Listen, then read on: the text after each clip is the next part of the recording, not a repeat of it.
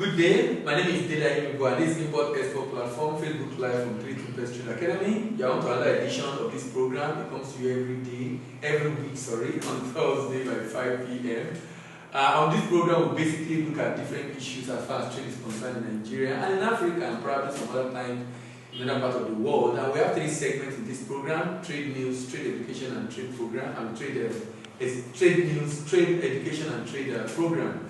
Would like also employ you to always visit our YouTube channel, 3 Invest TV, to get update on new news and different things happening in trade. And as you visit it, please remember to subscribe. Not just subscribe, click the notification bell so you know when we post a new video.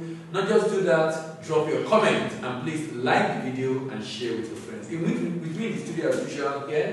Okay, sir. Hi, sir. Okay, hi, sir. What are the news headlines we have today? Okay, we have news from Trade Info Portal, This Day newspaper, Punch newspaper, Nigerian Tribune, and the New Telegraph. From Trade Info Portal, AFCFTA Implementation Strategies Part 5. The communications, that's the headline. Buhari directs CBN to stop forex for food import. That's from This Day newspaper. In 5 years, palm oil import gobs 504 billion naira from Economic Confidential. Then from Punch newspaper, AFCFTA may increase Nigeria's import to 251%. Let's take those that. All right. The AFCFTA implementation strategies, part 5, communications. This is the 5th in a series of articles on the AFCFTA implementation strategies, and this edition will be focused on profiling solutions to the challenges that have plagued the implementation of free trade agreements around the world, particularly in the West African region. I strongly believe that if most of these suggestions can be put into consideration in the formulation of the AFCFTA implementation strategies, we will be able to overcome some of the challenges that ECOWAS Trade Liberation Scheme and other free trade agreements have been experiencing around the world. This is the first in a series of recommendations that I will be making to the implementation committee, and this will be centered around the issue of communication. Communication is so critical and so important. The man that has the message he has to pass, the means he has to use, and the medium through which the message is being passed. If there is one thing that caused the failure of ECOWAS Trade Liberation Scheme, is the issue of communication. The research carried out by 3 Invest Trade Academy clearly showed that a lot of SMEs in Nigeria do not even know about it. Do not even know. I like the noise around AFCFT. That noise has created a level of awareness, but we need to go beyond that. So how do they drive down to the SMEs to be able to reach out to the SMEs? Should there be a defined channel? I will be talking about that in some of the other programs. But one of the things they must do is to have AFCFT champion in every business management organization or organized private sector like NASIMA, LCCI. Get a champion, someone that will be like, if I need to know anything about AFCFTA and I go to NASIMA, there's a desk there.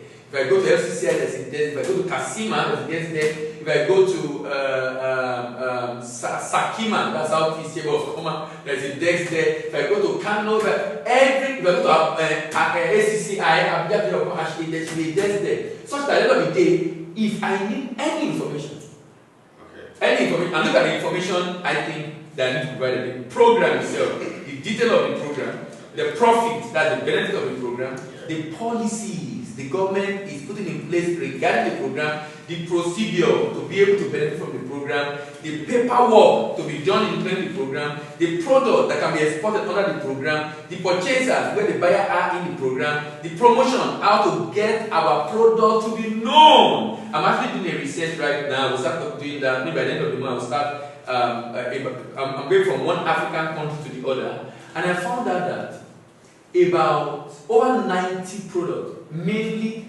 value-added manufactured goods, Nigeria can export. What I basically did was to check what was African nation. What do they import? Exactly. And out of what they import, which of them does Nigeria produce? And I found that so many we can do, and there's so many that we're already producing. So it's not like some of them we have potential to maybe later, but some of them, most of them we're already, and we are based at some of these products. The only issue now is to look for markets in your strategies. We should to put strategy in place. I was checking something on the platform I belong to, the FCFT, and Tunisia. I said, if you see what Tunisia, everybody is strategizing and planning how to take advantage of this program. Okay. So that's what we should be doing. Exactly. So putting strategy in place that, okay, how do we penetrate Nigeria? How do we penetrate South Africa? What do we need to do to be able to? And I think to be able to do this, we need to work with our embassies in those locations. Number one, we need to work with. We need commercial attaché in those embassies. Shouldn't they have like NEPC? That's the commercial attaché. If we are going to penetrate those markets, we must get serious. Okay. And beauty is the market is huge. The market is huge. We have an advantage now for us to be able to do it. In fact, when I was going to an expert, we have 90 products. I was so excited that, okay, that means without even start saying we want to begin to produce a new product based on current things already on ground. That Nigeria already produced and we already export some of them to West Africa and to other parts of the world. We already export some of them. So it is for the issue now is for us to be able to know what exactly do we import. So we talk about the product, but promoting ourselves. To be able to, and then payment issues is a big problem in Africa. But then again, how do Nigeria get their goods, or SMEs get their goods across to these other African countries without necessarily increasing the cost, so that their products will become now competitive? For now, we have to work with the countries that have access to water. Okay. That is critical for now. And then we have to work with countries that have a good airline for air shipment. Okay. Those are the two I can see now. But those in the fringes of West Africa, those in West Africa and Central African Republic, no issue. We are already shipping to them by road. We just continue our shipment by road. What if the federal government, would it not be advisable for the federal government to bring in like a carrier? For this purpose. Yes. For this purpose. Because if you understand the way Nigeria subsidy to for it, the way Nigeria operated in the past, it would be a good idea. Yeah. But for me, that's far-fetched. I would rather work with a private organization to do it. Private organization to do it. So government have a stake in that, so that government can have a control on how much they are charging, and just do it for the sake of ensuring we are able to export. You'll be amazed at what Nigerians export. Look, when I go into that list, we might say we are not so good. Or we are better. I won't say we are good. To them, we are better. To our potential, we are nowhere. We are zero to our potential. But to them, we are better. So there's no reason why we're not going where we are afraid in the first place. What we are afraid of. If you check some of them, their export is less than 5 billion a year. When Nigeria is doing about 60. Some of them are less than 5 billion. The total altogether. Some of them outside Africa. All our export together. I'm looking at their total export and import. Just comparing. Are you talking about non-oil export? All export. Oil, no. If we export crude to Africa now, we export crude to Africa now. So crude is even part of what I'm looking at. I'm basically saying that we are pretty much ready. We just need to get the information out. Payment information and people. Who are the people? That's what I'm talking about. Setting up people in locations where I can go and meet them. If we plan it well, sincerely, so if we plan it well. So it means that we need people who have trade knowledge. Not just trade knowledge. One challenge in Nigeria is sometimes, like I've emphasized this and I keep saying it regularly. That what we should be focusing is not what we focus on. Okay. That's why I mentioned all this information. Yeah. If we focus on what you're focusing on, some other people are focusing on are good though, and they are necessary. But for now, look for the low-hanging fruits to block. What are the products we can start exporting immediately? Okay. What are the products we have competitive edge immediately? How do we create markets for it immediately? Those are the things that we should focus on. For now. While we're now working on all other issues. Okay. But those ones, as soon as they are eating soya beans, they are amazed at how much soya beans people are importing into Africa from other parts of the world. So that's so much. And Nigeria can produce it. Nigeria can produce it. Let's look at the next one. All right. The next news is from this day newspaper. Buhari directs CBN to stop forex for food import. President Muhammad Buhari has directed the CBN, Central Bank of Nigeria, to stop providing foreign exchange for importation of food into the country in a bid to ensure Nigerians attain food security. A statement yesterday by the presidential spokesman, Malam Garba Shehu, quoted Buhari as telling all progressive Congress governors who came to celebrate the Eid al-Kabir with him in his country home in Daura, that the foreign reserve will be conserved and utilized strictly for diversification of the economy and not for encouraging more dependence on foreign food. Don't give a cent to anybody to import food into the country, quotes and unquotes. You know, I don't know. You know, why you see statement like this, sometimes it's not good to take it on something, because I'm sure they bash the president today. So many bashing already on the president today. I'm sure by the time Garba Shehu will come up, another people will come on and they're going to say, when he say in food, he's talking about food that we produce locally. Okay. Now, even if we produce locally, I think whatever we're going to do should also be stepwise. Okay. So I'm asking myself, you know, I was in a meeting today, a CBN committee meeting on export facilitation, and we're discussing the same issue. We're discussing this issue, and not the issue we're discussing. We're discussing the issue of, and the committee was saying that those that, when they say we should not plant rice, 2 years ago, a number of them that planted that rice. Yeah. They lost money. They produce, we don't have capacity to process. Okay. So we don't have capacity to process the rice. More than the production. Okay. So at the end of the day, most of them lost money, nobody to buy. They like paddy rice that they produce. Okay. So what I'm saying is that I understand what the government is doing, and it's a brilliant and lovely idea. Two issues I have. I feel the government president would have spoken to the what's the name? CBN government privately, so that it doesn't appear to that community that is controlling CBN. Yeah. Because CBN should be independent. And people are already saying now that CBN is not independent, it's controlled, and that is not good for our economy. Investors are watching. Yeah. That's one. Two, if we must do this, we should now look at which of these food are we self-sufficient in. We know now that rice is still being imported into Nigeria. They mention any food in particular. You said what? They didn't mention any food in particular. That's what I'm saying now. So we should have been specific. Okay. So today we know rice is being imported into this country. Yes. We know some. Okay, they've talked about milk now. They're stopping milk now. Yeah. We know a number of confectionery. I can even understand confectionery. This one loves me. I'm concerned about what is important to us. Palm oil is a food item. It's being imported into this country. I'm looking for other products. Apart from confectionaries, if you look at the main food we eat regularly, sincerely, most of the food we eat regularly, I think rice is the major one that's being imported. From what I can think about. Starch for industrial. For industrial use. Yeah. I mean, I don't know if we I think we produce most of the stuff we eat. If Nigeria produces fish will be affected if we see import fish. Supposed to have stopped because of the 41 item. Yeah. Rice is already. But come to think of it, how many food items really? I'm just thinking of it now that I'm looking at what I eat regularly: rice, beans, yam. Do we import? No, I'm talking about them that all of them, most of them are produced locally. Yeah. Most of them are produced locally. So really, it's not really going to affect so much. I think the major issue. I think the major issue is rice that I can see now. But that has been on the yeah. So I think the main issue will now be the issue, the fact that the president is saying it. I think that would be the main concern. I'm just thinking about it. I'm not really start out to analyze this. What they should try to do now is to try to control the borders. You said? What they should try to do now is to control the borders. I don't know how easy that would be. I don't know how easy that would be. But let's move on, please. All right. The next news is from Economic Confidential.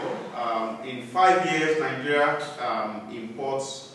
In 5 years, rather, palm oil import gobs 504 billion naira from Nigeria's external reserve. Importation. Yeah, you wanted to say something? Africa. Yeah. Africa alone is about 5 billion. 5 billion what? Palm oil. Okay. Africa. 5 billion. Palm oil. Africa alone. 5 billion. $5 billion. So you can understand the Nigeria. But let me now tell you, don't even read it. This one have been going around Nigeria from state to state in the Facebook Live. All the south states, southeast states. Do you know what I analyze for them? Palm oil. Palm oil, as a product, especially product that they have for them. We did among others, palm oil. Analysis on palm oil. Indonesia as a country actually in 2017 made over $23 billion in palm oil sales. And out of the 3 billion, that's a lot. They made $23 billion. And Nigeria, the whole sales we made on crude oil for that same year was about $17 billion. You know, so it actually tells us a lot that we can actually do more in. It's most unfortunate. It's most unfortunate. I mean, I'm not surprised because, but what's so painful is the fact that many states in Nigeria can produce palm, and we're really still unable to do what we need to do in this regard. It's just unfortunate. Now, let's look at this one on AFCFTA before we close. All right. The AFCFTA may increase Nigeria's import by 251%. That's from Punch newspaper. When the African Continental Free Trade Agreement comes into full force, imported goods to Nigeria may jump by 251% within 15 years. This according to research conducted by the Center for Trade and Development Initiatives at the University of Ibadan. Is for food currently attracting 20% import duty. The findings of this study showed that Nigeria had the least import penetration in Africa from African countries. This obviously makes the country an export target for many African countries in the AFCFTA. And Nigeria is trailed by South Africa, Tanzania, Cameroon, and Egypt on the same level, recording about 30% import penetration. Now, you know, okay, it's UI that is doing it, but I still have my reservation about that report. Okay. The reason is this. I'm working, look, okay, I'm not a theorist, I'm a pragmatist. What is currently the item that these people import?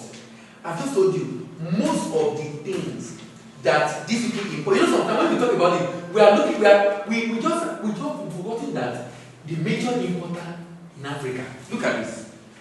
Major importer in Africa, South Africa, Nigeria, I'm looking at last year, Angola, Algeria, Libya, last year, top 5 importers. What is the major major export of South Africa? Because if we are going to be importing, if I is going to jump up, it's going to come from these people. Yeah. Major export of South Africa, mineral fuel, major export, gemstone, precious metal. Do we import that? Or slag, do we import that? Vehicles, we import that. We currently import it. We are going to import. I don't have any problem. Angola, what major export?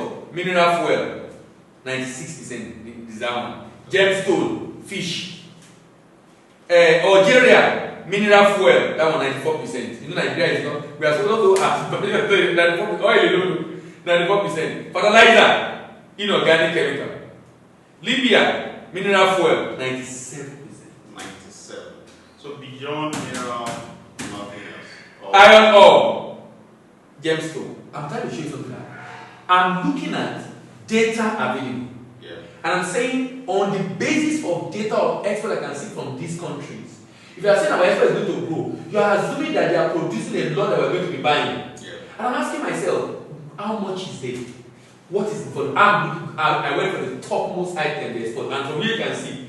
Mm-hmm. So, how much exactly is it that they are importing? So, I don't know the basics for the analysis of Europe. I've seen that report, I've tried to read through that report. What I've not found out is, I was able to see the data, okay, what are the products that is being imported into Nigeria from these countries, okay, or what are the products that this country currently export? Now, when I begin to go through the analysis I'm doing, I'm looking at all the products these people import, and then let's check what are the products they really export.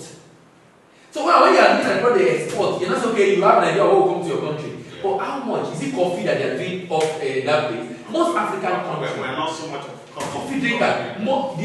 The one, from what I can see, places I think we might get some serious import. Maybe South Africa for some of the manufactured goods they have. Yeah. Maybe Morocco and Egypt. But that it will jump. So what I'm saying is that this for me, in 15 years. What's that?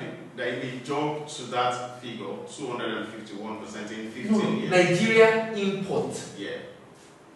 I'm saying that, okay, unless these people begin to now produce, because whatever they are producing now is going to be based on what they can see now, not what they will produce. Because these imports will now be also from Africa and other parts of the world, so it might where will it be other part of the world? Might also increase. But the fact that we've signed this free trade agreement doesn't mean we can't import from other countries. No, we are importing before. Exactly my point. So I'm saying that with the imports from other parts of the world and the imports from it's Africa, expected our import from other part of the world should drop. Okay. I think that we should be importing more finished oil from South Africa than from other part of the world because of the AFCFTA in terms of petroleum. I think. Okay. So I think we should be doing more import from Africa because it will be cheaper for us because of duty issue. But let's see. What's praying in our life for us to be able to see and see all the consideration around the thing. Let's move to trade program, please. All right. On trade program, we have a training coming up, the Export Business Clinic, coming up on the 17th and 24th of August, and also on the 20th and 21st of August. That's this Saturday and next Saturday. Yes, this Saturday, next Saturday. If you can't make it for the weekday, but if you can make it for a weekday training, it's on the 20th and 21st of August. And this training is holding live at 3T Impact Trade Center, number 11 Diploma Street in Surrey, Lagos. So this training is basically and specially designed for people who are new entrants into the export business, or you are currently into export and you're having issues with your export transaction, or maybe you're exporting and you want to gather more information and more knowledge about how export business run or how export business should be run in Nigeria, then this training is for you. We'll be going through different things on this two-day event, things like how you can prepare for your export transaction, planning for your export. We'll be talking about payment methods. If you are an exporter and you are interested in how your money comes back to you, so we're discussing the different types of payment methods in international trade. We're discussing pricing. If you have a product you want to export, how do you ensure that the pricing you place on the product is not higher than the export market range or lower than the export market range? And we're discussing all the products, or most products that are available for export in Nigeria, both raw materials, agricultural products, and solid minerals. We're discussing processed ones, semi-processed products. Also, on this product, we're discussing the sourcing, the challenges in sourcing these products and how you can actually mitigate some of the risk in sourcing these products.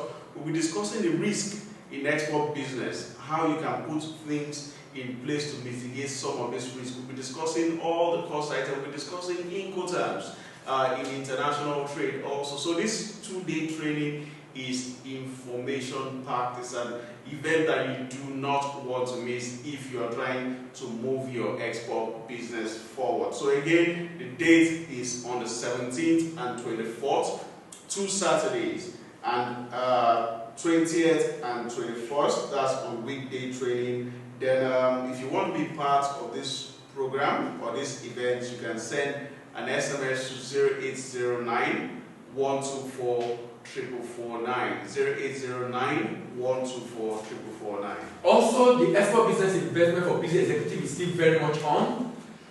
This program is running for 6 months and you can generate an interest of 20% on your investment. That is one of the best you can find in this country right now. Better than treasury bill, better than money market, better than a number of other opportunities you have. Just 6 months you can generate 20% return on your investment. And what's interesting is that your investment also is guaranteed, so there's no story or issue. Even if there's a force majeure situation, one situation in which you will be able to get your payment back. And that's one reason why it's very important for you to want to be part of this. And if you want to be part of this investment for business executive, which is the exploitation of lead ingot out of Nigeria, then you can call the same number scrolling on the screen, the 009-124-4449. Also, the Trade Professional Development Program admission is currently on. The diploma class has started. The certified specialist in trade finance has started. Certified basic trade professional has started. So these are different trade development programs from the American Institute of Extended Studies that you can get. And if you look at the banner right behind us here, you will see the American Institute of Extended Studies, American Chartered Trade Specialist, and the route to becoming Chartered Trade Specialist right there for you. So if you're interested in becoming a Chartered Trade Specialist, or you want to learn more about international trade, and also become certified and recognized outside Nigeria, then you want to call the number 009-124-4449 or send the email to the email number currently showing, email address rather, currently showing on your screen. Let's go to the trade education today. Just like we do on this part of the program every week, we pick up the products and we discuss the potential of that product if Nigeria is not currently producing that product, and if we are producing the product, we talk about also the export potential of that product in terms of the market value and whether Nigeria is exporting that product or not currently. So today we are going to be discussing vegetables. Now, according to a website for statistical data, Statista, Nigeria is actually ranked in top 10 producers of these vegetables, and the number one in the world is China, producing about 554 million metric tons of vegetables. The next is India, about 127 million metric tons. The next is USA, that's on number 3, 32 million. Turkey next. Russia and Nigeria are producing about 16 million metric tons of vegetable. The next after Nigeria is Vietnam. We have Mexico, Egypt, and Iran. Now, Nigeria is ranked number 6 in this category in terms of top 10 producers of the world. And talking about exports, does Nigeria export vegetables to put us on the top 10 exporters of vegetables? The answer is no.